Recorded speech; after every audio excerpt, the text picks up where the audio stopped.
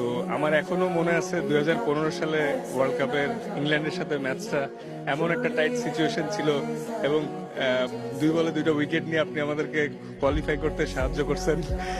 তো ওই কথাটা এখনো মনে পড়ে যে don't goes for heroes and goes for heroes. Rubel Hossain জিতাইছে ম্যাচটা।